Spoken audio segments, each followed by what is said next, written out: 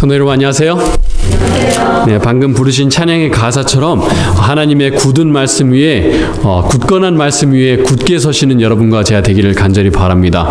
오늘 정말 오랜만에 이렇게 시원하게 비가 오는데요. 오늘 정말 밖에서 시원하게 예배를 드릴 뻔했네요. 네, 근데 이제 하나님께서 이렇게 단비를 내려주시는 것처럼 여러분의 마음이 혹시 조금 굳어 있었다, 아니면은 여러분의 마음속에 무거운 짐이 있으셨다면은 오늘 하나님께서 단비를 내려주시는 것처럼 여러분의 마음을 성령의 단비로 촉촉히 적셔주셔서 여러분께서 이 교회를 떠나실 때에는 가벼운 마음으로, 그리고 소생된 마음으로 떠나실 수 있기를 간절히 바라겠습니다.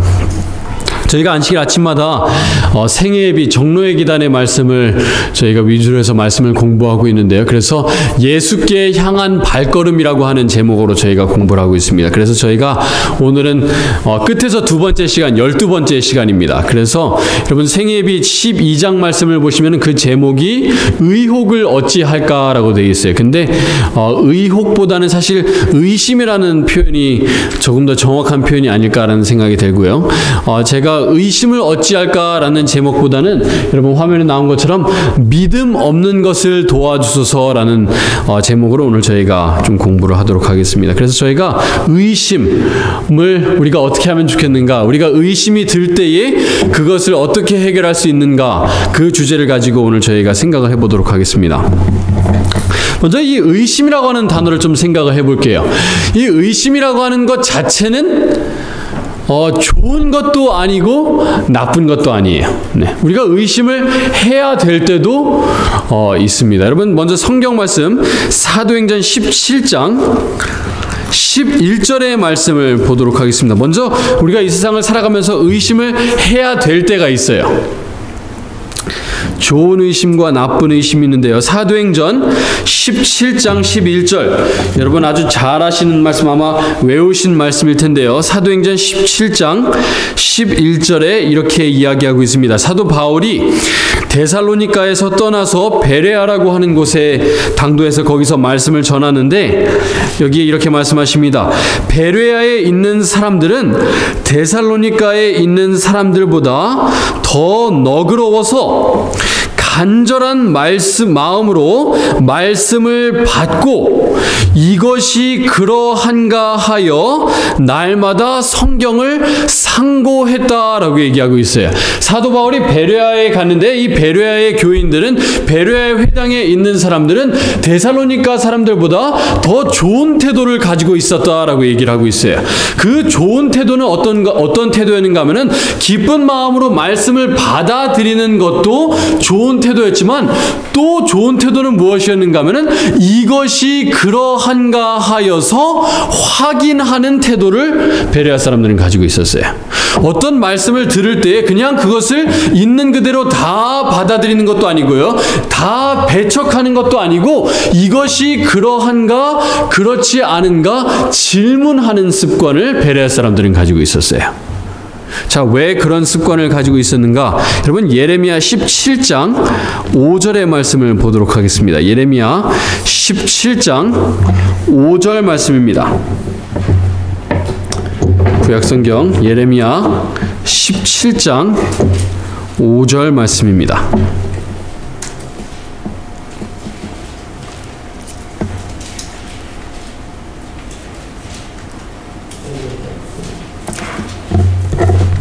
예레미야 17장에 하나님께서 한 가지 저주를 말씀하시는데, 어떤 태도에 대한 저주인가? 이렇게 말씀하십니다. 여호와께서 이와 같이 말씀하시니라. 무릇 사람을 어떻게 하며 믿으며 육신으로 그의 힘을 삼고 마음이 여호와께서 떠나간 그 사람은 무엇을 받을 것이라? 저주를 받을 것이라. 어떤 사람에 대해서 하나님께서 저주가 있을 것이라고 말씀하시는가 하면은 사람을 믿는 사람에 대해서 말씀하시기를 그 사람은 결국에는 저주를 받을 것이다 라고 말씀하셨어요. 자, 왜 그런가? 9절에 그 이유가 나옵니다. 네, 9절입니다. 만물보다 거짓되고 심히 부패한 것은 무엇이다? 마음이다. 누구의 마음을 가리키고 있어요? 사람의 마음이에요. 사람의 마음. 네. 베레아 사람들이 사도 바울이 말씀을 전할 때에 왜 이것이 그러한가 생각을 해보았는가, 왜 그런 판단을 했는가 하면은 사람의 입에서 나오는 말은 한 번씩 우리가 걸러서 생각을 해봐야 돼요. 그래서 예레미야 17장의 말씀에 의하면은 사람은 어떻게 하는 대상이 아닌가 하면은 믿는 대상이 사실은 아니에요. 여러분, 성경적으로 봤을 때 사람은 믿는 대상이 아니라 사랑하는 대상이 돼야 돼요. 믿는 대상이 아니라 사랑하는 대상이 돼야 돼요. 자, 왜 그럴까요? 사람은 언젠가는 우리를 어떻게 하는가 하면은 실망시키게 되어 있어요. 믿었던 사람들이 그 믿음에 부응하지 못할 때가 있어요. 네. 그러면은 믿음은 어떻게 돼버리는가 하면은 믿음은 깨어지게 돼 있어요. 네. 그렇지만 사랑은 달라요. 사랑은 어떤가 하면은 그 사람이 나를 실망시킨다고 하더라도 사랑은 계속해서 이어지는 것이 무엇인가 하면은 사랑이에요. 그래서 사람은 믿는 존재가 아니라 사랑하는 존재가 돼야 돼요. 그리고 우리가 사람을 믿는다고 할 때에는 사실은 사람을 믿어서는 믿는 것이 아니라 그 사람에게 능력을 주실 수 있는 하나님을 믿어야 되는 거예요. 그래서 우리를 계속해서 실망시키는 사람이 있더라도 그 사람에게 그 사람을 포기하지 않으면 안 되는 이유가 그 사람을 믿기 때문이 아니라 그 사람을 하나님께서는 포기하지 않으시고 하나님께서 무한한 능력으로 그 사람을 변화시킬 수 있다는 것을 하나님을 믿기 때문에 우리는 사람을 포기하지 않아야 되는 거예요. 사람을 믿기 때문이 아니라 사람을 사랑하고 하나님을 믿기 때문에 우리는 사람을 포기하지 말아야 돼요. 그래서 우리는 사람의 말을 들을 때 그냥 고지고대로 듣는 것이 아니라 질문하면서 들어야 돼. 이것이 진짜 참인가 아닌가. 어떻게 보면 그런 걸 다른 표현으로 해서 의심하면서, 의심을 곁들이면서 사람의 말을 들어야 돼요. 그래서 제가 여러분들에게 말씀을 전할 때도 권 목사가 얘기했으니 그냥 받아들여야겠다, 그렇게 하시면 절대로 안 돼요. 이것이 정말 성경적인가, 하나님의 가르침에 부합하는가를 의심하시고 확인하시면서 듣는 것이 안전한 길인 것입니다.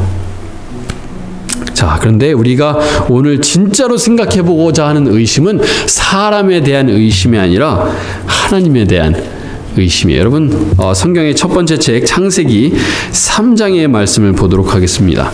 죄가 어떻게 이 세상에 들어왔으며 슬픔과 죽음과 병과 그 외에 이 세상에 여러 가지 어려움들이 왜 이 세상에 들어왔으며 그 첫 번째 동기가 무엇이었는지 창세기 3장에 나와 있습니다. 창세기 3장 1절의 말씀입니다. 창세기 3장 1절의 말씀입니다. 여기 이렇게 말씀하십니다. 그런데 뱀은 여호와 하나님께서 지으신 들짐승 중에서 가장 간교하니라. 뱀이 여자에게 무엇하여 이르되? 물어 이르되, 질문하여 이르되. 여러분, 이 세상에 죄가 들어왔는데요, 그 죄가 들어오게끔 사단이 처음 사용한 것은 무엇이었는가 하면은, 도구는 무엇이었는가 하면은 질문이었어요. 질문하여 이르되, 하나님이 참으로 너희에게 동산 모든 나무의 열매를 먹지 말라 하시더냐. 자, 사단이 사람이 죄 짓게끔 하기 위해서 마음에 무엇을 심으려고 하였는가 하면은 의심을 심으려고 했습니다. 그런데 그 의심을 심으려고 하는데 그 도구는 무엇이었는가 하면은, 사용한 도구는 무엇이었는가 하면은 질문이었어요. 질문. 자, 제가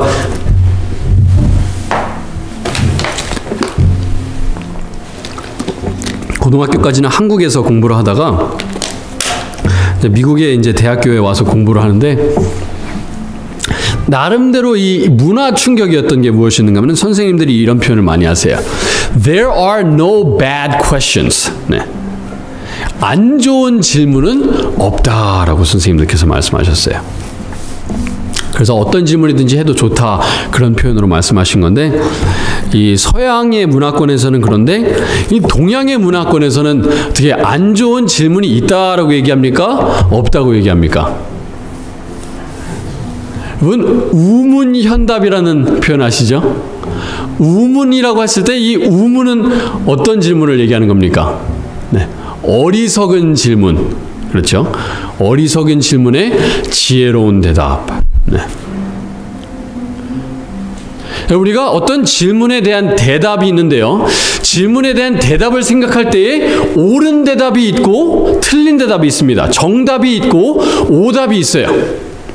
그런데 우리가 자주 생각하지 않는 것은 무엇을 자주 생각하지 않는가 하면은 질문도 답이 옳은 대답과 잘못된 대답이 있는 것처럼 질문도 사실은 옳은 질문이 있고 잘못된 질문이 있어요. 네. 정답과 오답이 있는 것처럼 정문과 오문이 있습니다. 네. 틀린 질문이 있어요. 자, 예를 들어서 설명을 드릴게요. 이제 와이프가 너무 힘들어가지고 막 저한테 와서 이제 막 하소연을 해요. 뭐 이런저런 일이 힘들었다. 근데 제가 그래서 어쩌라고. 이거는 잘못된 질문이에요. 그렇죠? 만약에 제가 여기 계신 장로님께 가서 김용호 장로님께 제가 간다고 생각해 보겠습니다. 김용호 장로님께 가서, 장로님, 아직도 정창숙 집사님을 때리시나요? 라는 질문을 하면은 그거는 질문 자체가 어떤 질문인가 하면은 잘못된 질문이에요. 네. 자, 사단이 우리의 마음속에 의심을 심어 놓는데요. 네, 주사바늘을 사용해 갖고 이제 의심이라고 하는 약을 심어 놓는데, 그 주사를 사용할 때 그 주사바늘을 무엇을 사용하는가 하면은 잘못된 질문이라고 하는 주사바늘을 사용을 해서 우리의 마음속에 의심을 심어 놓습니다. 어떨 때는 똑같은 질문도 옳은 질문이 될 수도 있고 잘못된 질문이 있을 수가 있어요. 자, 예를 들어서 제가 중학교 때 안식일날 이제 학교 교회에서 예배를 마치고 이제 친구들이랑 이제 친구 한 명하고 이제 제가 담터고개를 지나서 이제 버스를 타러 내려가는데 내려가고 있는데 저희보다 이제 나이도 많고 이제 등치도 큰 형들 두 명이 우리를 향해서 달려오면서, 야, 뭘 봐? 이런 표현을 질문을 해요. 그러면서 갑자기 막 뺨을 막 때리면서 막 돈을 내놓으라 그래요. 네. 뭘 봐? 라는 질문. 이 질문 자체는 사실 잘못된 질문은 아니라고 할 수 있어요. 그 질문 자체를 놓고 봤을 때. 예를 들어서 제가 하은이가 뭘 하는 거 봤을 때 뭘 보고 있니? 이 질문 자체는 잘못된 질문이 아닐 수가 있습니다만, 상황에 따라서 질문 자체가 잘못된 질문일 수 있어요. 자, 무엇을 보고 잘못된 질문이라고 하는가? 자, 요한복음 10장 말씀을 좀 보겠습니다. 사단이 어떤 질문을 통해서 우리의 마음속에 의심이라고 하는 이 병균을 심어 놓는가? 요한복음 10장 24절 말씀입니다.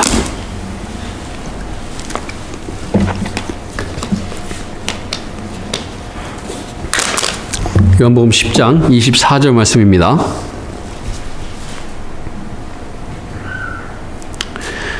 이렇게 나와 있습니다. 유대인들이 예수님을 애워싸고 이르되, 당신이 언제까지나 우리 마음을 의혹하게, 영어로 보시면 doubt이라고 나와 있습니다. 언제까지 당신이 우리를 의심하게 하려 하나이까? 그리스도이면 밝히 말씀하소서 하니. 네.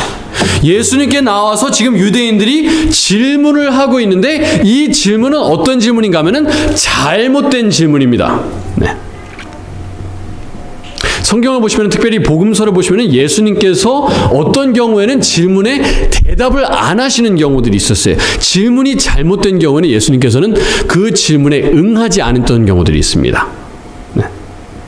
이 질문은 왜 잘못된 질문인가 하면은 이해하기 위해서 질문하는 질문이 아니에요. 묻는 질문이 아니에요.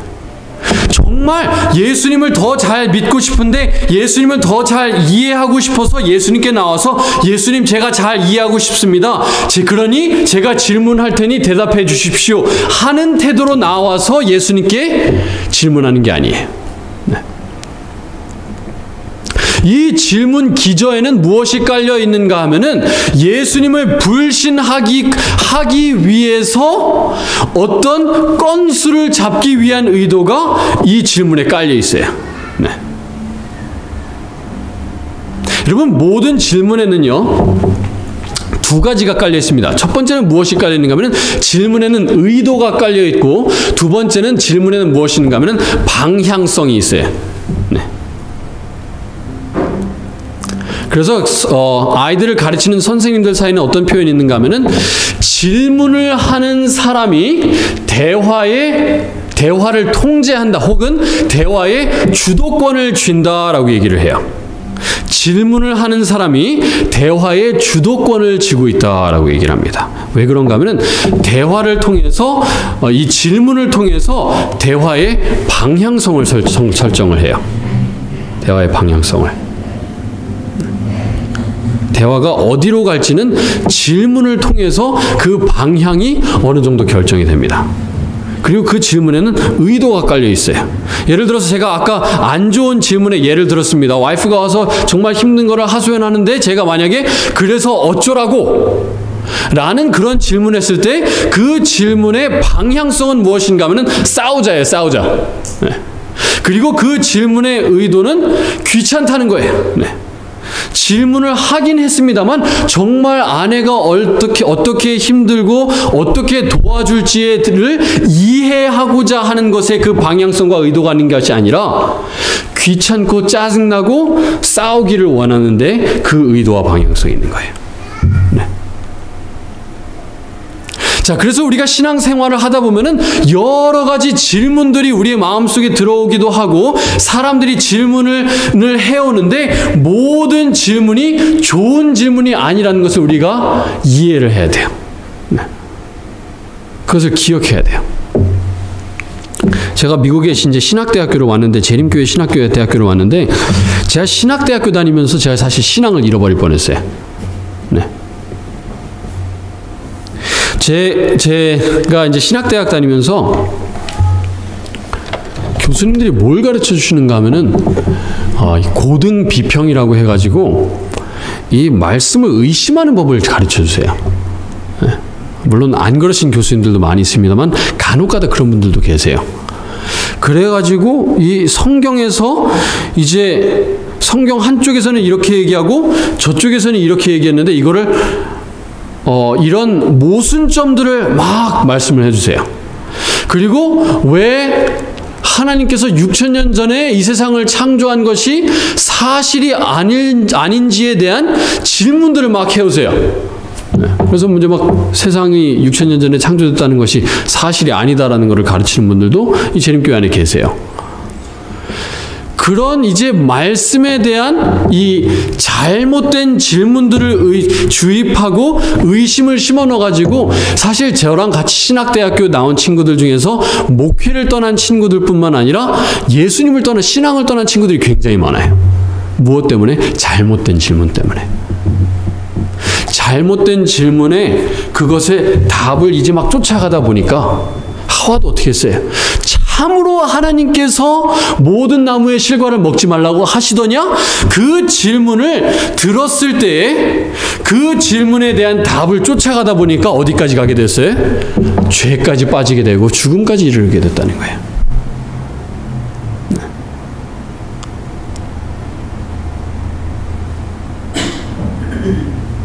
여러분, 어떤 질문들은 그냥 질문을 이 마음에 들었을 때 혹은 다른 사람들이 어떤 질문을 해왔을 때 그런 질문들은 어떨 때는 그냥 생각하지 않고 지나쳐버리는 게 좋아요. 자, 마태복음 12장 39절 말씀 보겠습니다.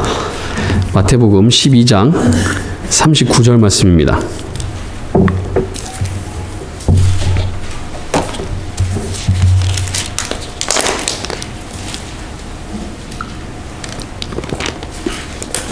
마태복음 12장 38절부터 보겠습니다.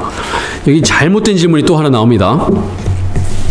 그때의 서기관과 바리새인 중 몇 사람이 말하되 선생님이여 우리에게 표적 보여주시기를 원하나이다. 네.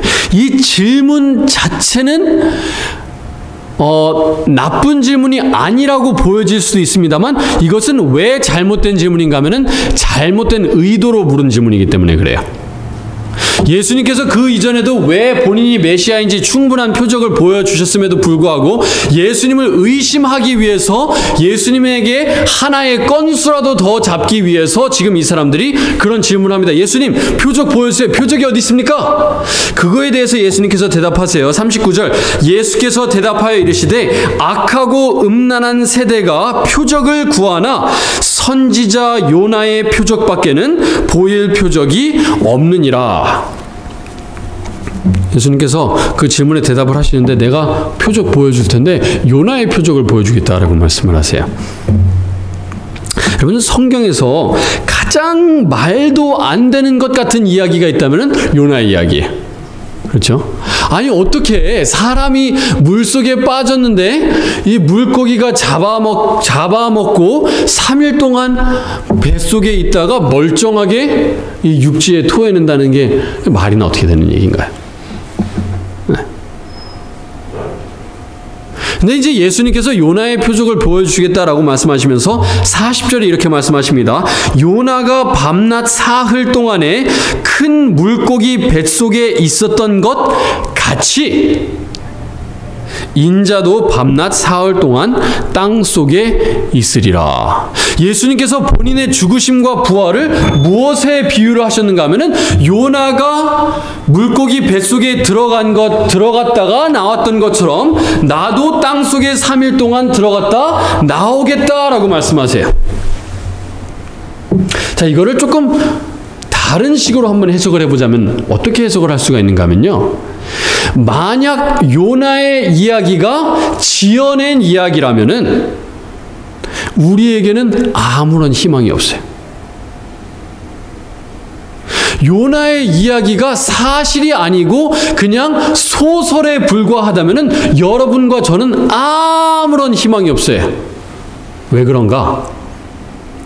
예수님께서 예수님의 죽으심과 부활이 무엇과 같다 그랬는가 하면은 요나가 물고기 뱃속에 들어갔다가 나온 것 같다라고 그러셨어요. 만약 요나의 이야기가 그저 소설에 불과하다면, 그저 지어낸 이야기에 불과하다면은 예수님의 죽으심과 부활도 뭐 같다 그랬어요? 요나의 이야기 같다고 했는데 예수님의 죽으심과 부활도 한낱 무엇에 불과한 거냐면은 소설에 불과한 거예요. 그래서 예수님께서 이 절을 통해서 우리에게 무엇을 가르쳐 주고자 하시는가 하면은 우리가 이 말씀을 읽을 때 어떤 말씀은 이해가 안 되는 말씀이 있다고 하더라도 그냥 이해가 안 된다고 해서 믿지 않고 지나가는 것이 아니라 어떤 말씀이든지 우리가 있는 그대로 믿으며 있는 그대로 순종해야 된다는 것을 예수님께서 여기서 말씀하시는 거예요. 그리고 성경의 어떤 부분이 이 부분이 사실이 아니라면 우리에게는 희망이 없다는 거예요. 이 부분을 우리가 있는 그대로 받아들일 수 없다면 우리에게는 아무런 희망이 없다는 거예요. 이 부분이 소설인데 왜 다른 부분은 소설이 아니라 우리가 얘기할 수 있겠어요? 만약 요나의 이야기가 소설일진데 왜 예수님의 죽으심과 부활은 소설이 아니라고 우리가 왜 얘기할 수 있겠습니까? 네. 자, 그럼 우리가 이 의심이 들 때에는 어떻게 해야 되는가, 좀 그거를 좀 생각을 해보겠습니다. 먼저 욥기 말씀을 좀 보도록 하겠습니다. 욥기 11장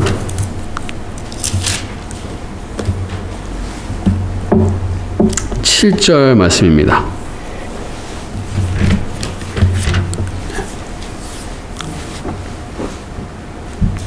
욥기 11장 7절 말씀입니다. 네. 이렇게 말씀하십니다. 내가 하나님의 오묘함을 어찌 능히 측량하며 전능자를 어찌 능히 완전히 알겠느냐? 하늘보다 높으시니 내가 무엇을 하겠으며 스올보다 깊으시니 내가 어찌 알겠느냐? 그의 크심은 땅보다 길고 바다보다 넓으니라. 여러분, 우리가 의심이 들 때 첫 번째는 뭘 해야 되는가 하면은 우리가 얼마나 작은지를 다시 한번 기억해야 돼요. 네.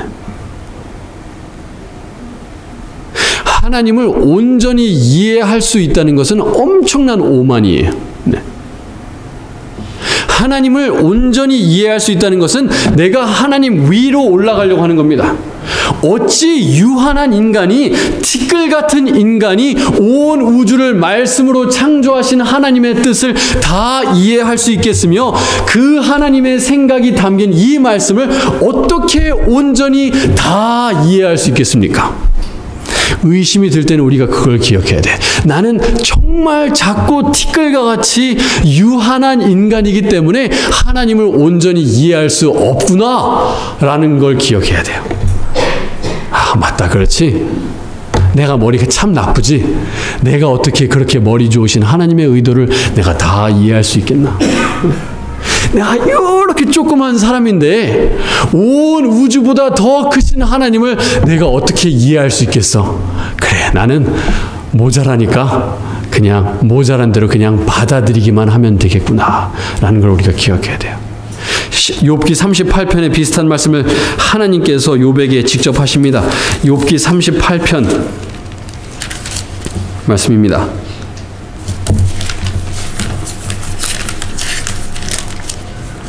욥기 38편 2절부터 4절의 말씀입니다. 무지한 말로 생각을 어둡게 하는 자가 누구냐? 다른 말로 잘못된 질문으로, 나쁜 질문으로 생각을 어둡게 하는 자가 누구냐? 의심이 드는 말로 너희의 생각을 어둡게 하는 자가 누구냐? 너는 대장부처럼 허리를 묶고 내가 너에게 묻는 것을 대답할지니라. 내가 땅에 기초를 놓을 때에 내가 어디 있었느냐? 내가 깨달아 알았거든 말할지니라. 누가 그것의 도량법을 정하였는지, 누가 그 줄을 그것의 위에 띄웠는지 내가 아느냐? 그것의 주추는 무엇 위에 세웠으며 그 모퉁이 돌을 누가 놓았느냐? 그때의 새벽별들이 기뻐 노래하며 하나님의 아들들이 다 기뻐 소리를 질렀느니라. 하나님께서 말씀으로 엄청나게 큰 태양을 순식간에 창조했을 때에 너 어디 있었니? 하나님께서 물으시는 거예요. 너 그때 어머니 뱃속에도 안 있었어. 너가 얼마나 유한한 인간인지를 기억해라. 작아져라 라고 말씀하세요. 네. 너희가 무한히 너희의 지혜를 작다는 것을 인정하고 너가 엄청나게 작은 존재라는 것을 인정한다면은 우리의 마음속에 의심의 질문들이 들더라도 그냥 내가 이해를 못해서 그런 거지 하나님의 말씀은 틀리지 않았어. 하나님의 방법은 틀리지 않았어. 네. 그걸 알 수 있는 거예요. 자, 두 번째 보겠습니다. 우리가 작다는 것을 이해해야 되고요. 누가복음 말씀을 보겠습니다. 누가복음 7장 말씀입니다. 저희가 짧게 세 가지 말씀만 보고 마치도록 하겠습니다. 누가복음 7장 18절 말씀입니다.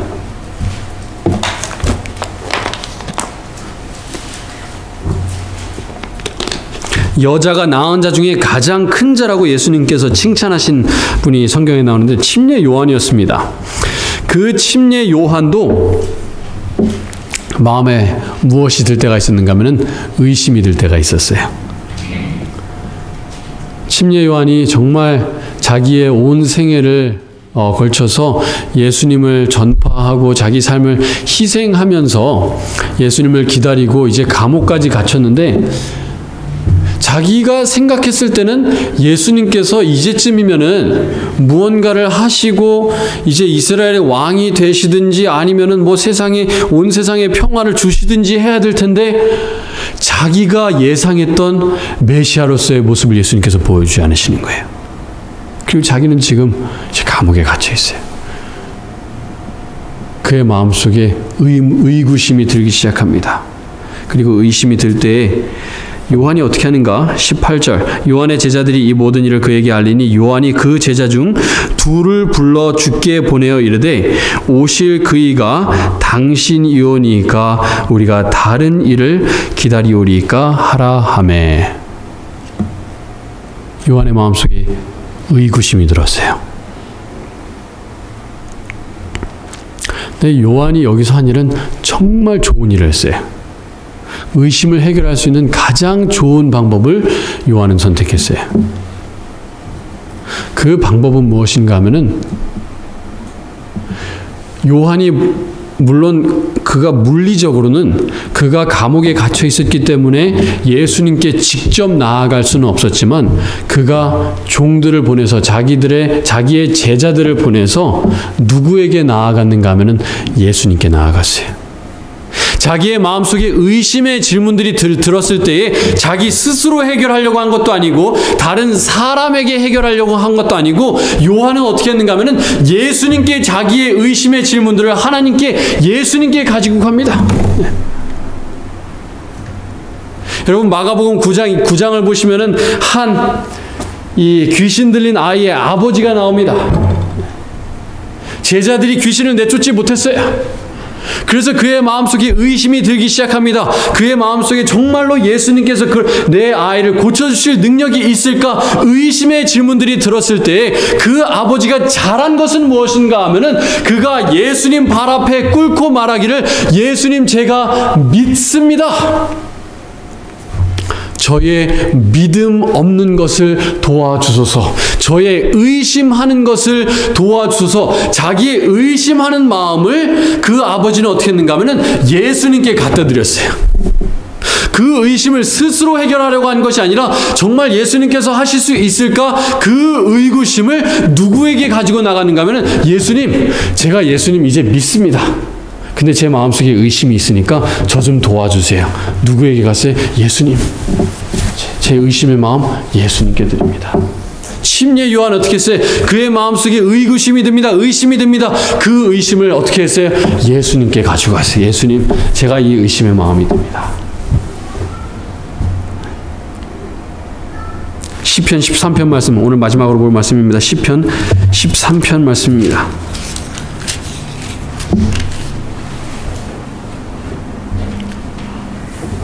제가 몇 주 전에 봤던 말씀입니다만 좀 다시 보겠습니다. 시편 13편 1절 2절 말씀입니다. 여호와여 어느 때까지니까 나를 영원히 잊으시나이까? 주의 얼굴을 나에게서 어느 때까지 숨기시겠나이까?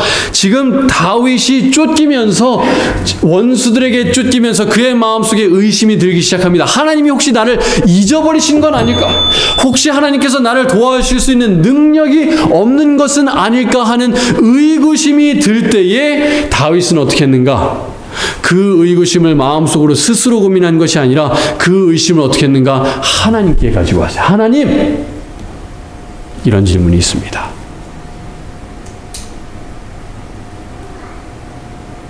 여러분, 다윗이 이 질문에 대한 해답을 얻었나요? 못 얻었나요? 얻었다는 얘기가 안 나와요.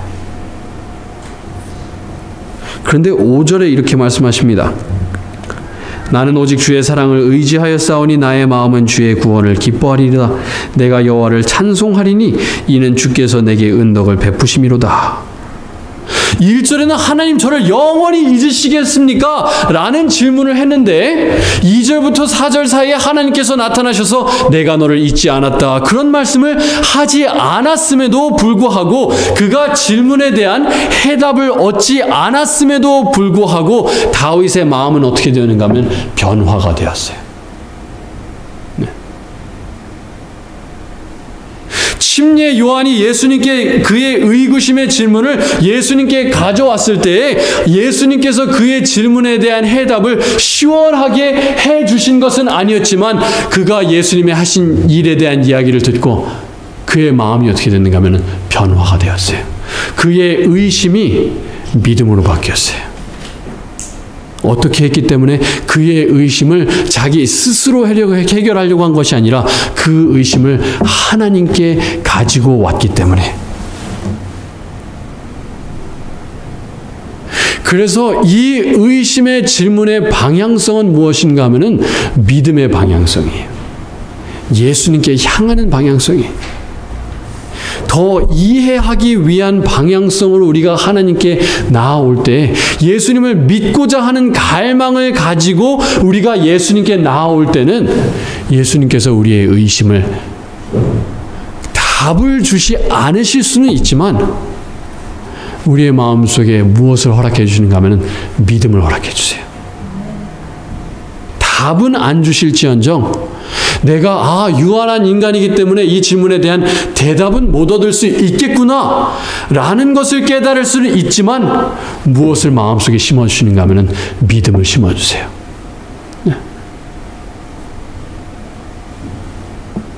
귀신 들린 아이 아버지가 예수님께 말합니다. 예수님, 저의 믿음 없는 것을 도와주십시오. 그것 또한 믿음의 표현이었어요. 그가 불신이 마음속에 있었지만 그의 마음의 방향성은 어디를 향해 있었는가 하면 믿음을 향해 있었고 예수님을 향해 있었어요. 여러분, 혹시 여러분의 마음속에 질문들이 불신을 향해 있고 예수님의 반대 방향으로 향하고 있을 때 여러분의 마음의 질문의 방향을 바꾸셔야 돼요. 믿음을 향해서 바꾸셔야 되고 예수님으로 향하도록 여러분의 질문을 바꾸셔야 돼요. 그리고 예수님께 나올 때에 예수님께서 의심 대신에 여러분의 마음속에 믿음을 심어주실 것입니다. 사랑하는 성도 여러분, 작아지시기 바랍니다. 우리가 얼마나 작고 우리가 섬기는 하나님이 얼마나 크신 하나님이신지를 기억하시기 바랍니다. 그리고 그 크신 하나님께 우리의 마음속에 질문이 있을 때, 이해되지 않는 것이 있을 때 그 하나님께 우리가 믿음의 방향성을 향해서 예수님을 향해서 우리가 나오시길 바랍니다. 그럴 때 하나님께서 여러분의 마음속에 믿음을 주실 것을 믿고 바라면서 이 시간 말씀을 드리도록 하겠습니다.